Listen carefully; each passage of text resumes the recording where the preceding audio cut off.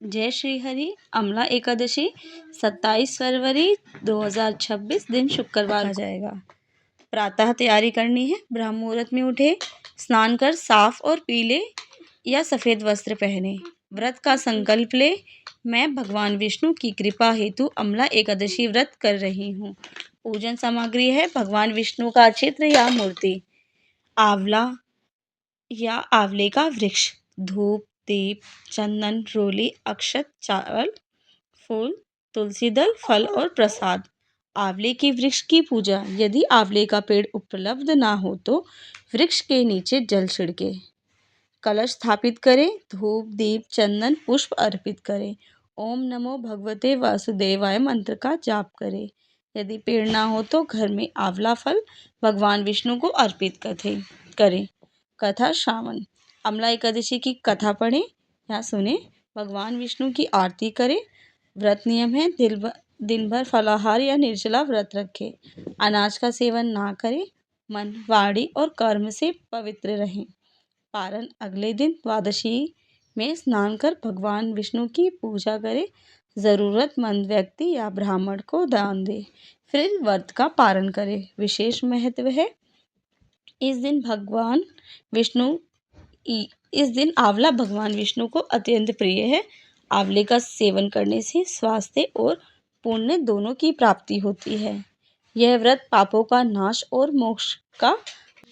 जय हरि विष्णु। अमाल की एकादशी व्रत कथा, महत्व, पूजा विधि अथवा संपूर्ण जानकारी।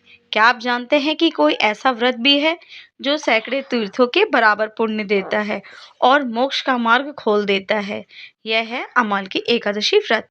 अमाल की एकादशी व्रत का महत्व। अमाल की एकादशी का व्रत करने से व्यक्ति के सैकड़ों तीर्थों के दर्शन के समान पुण्य मिलता है। यह व्रत भगवान विष्णु को अत्यंत प्रिय है। इस दिन आंवले के वृक्ष की पूजा करने से सभी पाप नष्ट होते हैं और जीवन में सुख समृद्धि आती है। प्राचीन काल में चित्रसेन नामक एक राजा राज्य करता था। वह बहुत धर्मात्मा था। आज हम आपको अमाल की एकादशी की पौराणिक कथा, व्रत विधि, महत्व और फल के बारे में बताएंगे। प्राचीन काल में चित्रसेन नामक एक धर्मात्मा राजा राज्य करता था। उसके राज्य में सभी लोग एकादशी का व्रत बड़े श्रद्धा भाव से करते थे। राजा स्वयं भी भगवान विष्णु के परम भक्त थे और अमल की एकादशी का व्रत विशेष रूप से रखते थे। राजा के राज्य में एक विशाल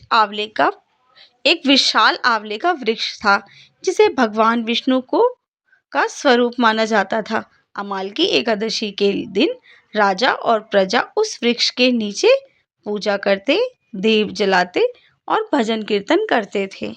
एक बार अमाल की एकादशी के दिन राजा शिकार करते हुए जंगल में बहुत दूर निकल गए। अचानक कुछ डाकुओं ने राजा को घेर लिया और उन पर हमला कर दिया। डाकुओं की संख्या अधिक थी और वे राजा को मारने लगे, लेकिन भगवान की कृपा से जो भी हथियार राजा पर चलाए जाते वे फूलों में बदल जाते।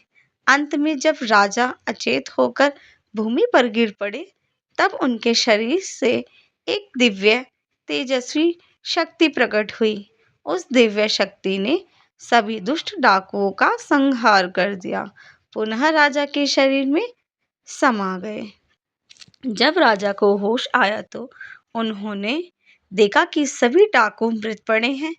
तभी आकाशवाणी हुई, हे राजन, यह सब अमाल की एकादशी के व्रत का प्रभाव है।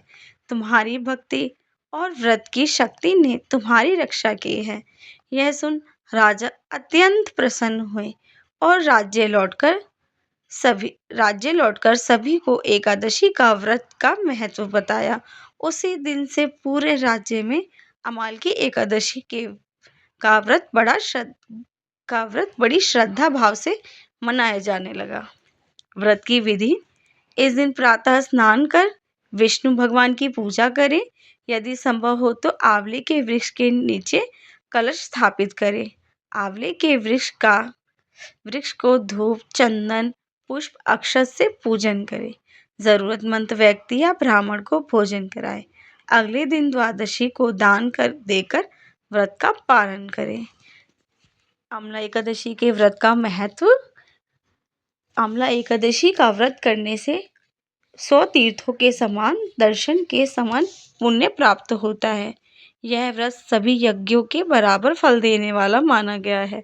इस दिन आंवला भगवान विष्णु को अर्पित करने और स्वयं ग्रहण करने से विशेष लाभ मिलता है। व्रत का फल।